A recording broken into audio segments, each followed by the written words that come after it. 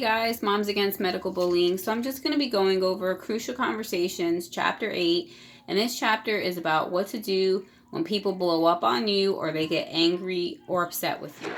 Emotional damage. So number 1 is, if you made a thoughtless act, apologize. Number 2 is, if it was a misunderstanding, use contrasting. Tell them what you didn't intend and what you did intend. And also, if those don't work, what you can do is help other people explore their paths to action, because you want to get to the root of why they're upset. You want to get to what did they see, what did they hear, and what was their story around that, so that you guys can compare. So, one, before you do that, you have to be sincere. You can't start doing something and then people can tell you don't even care and you're being insincere. So number 1 is being sincere. 2, be curious. When people become furious, get to the source of the fear and discomfort. Stay curious by asking, why would a reasonable, rational, and decent person think this way? And be patient. People are hopped up on adrenaline at this point, so that adrenaline might hang around in the blood for some time.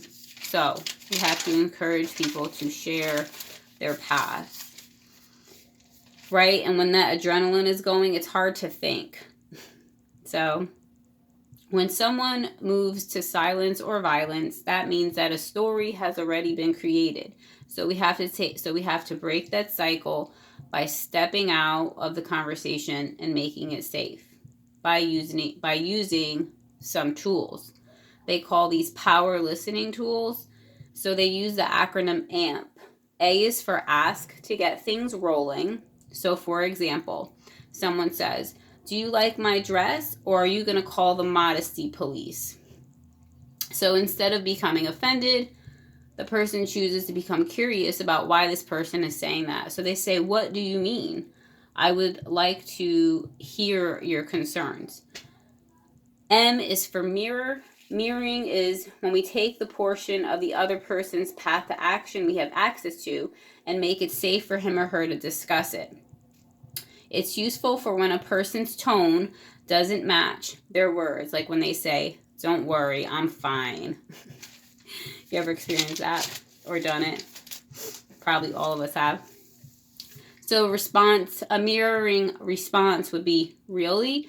From the way that you're saying that, it doesn't sound like you're fine. Again, it needs to be sincere.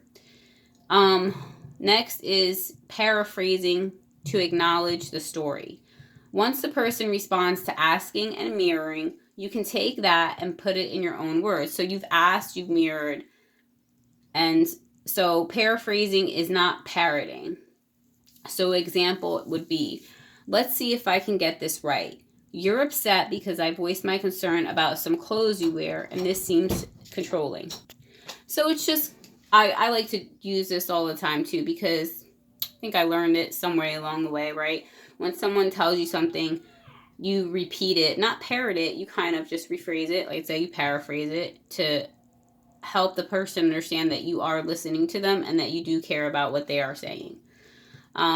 The advice they give here is to remain calm and collected.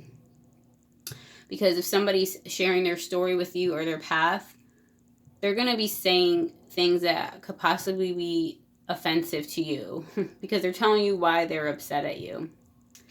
So remain calm and collected. Focus on curiosity. Why would a reasonable, rational, and decent person create this path to action? This curiosity can help defensiveness stay at bay. Do paraphrasing in a way that suggests it is okay and that it is safe for the other person to talk. And then the last one for the AMP acronym, it's AMPP. The last one is prime when you're not getting anywhere. So they haven't really responded to much. So basically, what I like in this one too is the putting words in people's mouth and playing devil's advocate. You're kind of going to try to put yourself in their place and try to see, you know, since they're having a hard time sharing their feelings with you and why they're upset with you, you can go ahead and try to throw out reasons in good faith to get things flowing. It's about taking risks, vulnerability, and building safety in hopes that others will eventually share their meaning.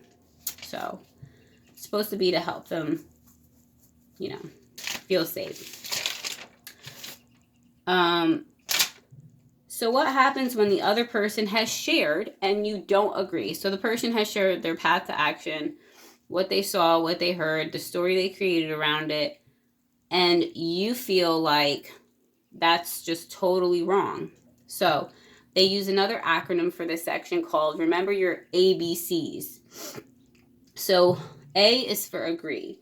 Where you can, sometimes there is agreement, but you know, what differs is the people's strategy. So find agreement where you can. The second is build. Agree and then build. Don't say wrong, you forgot to mention XYZ. Instead say absolutely. In addition, I noticed. And then add what you think. Point out areas of agreement and then add elements that were left out of the discussion. And C is for compare. Again, instead of saying wrong, start with, I think I see things differently. Let me describe how.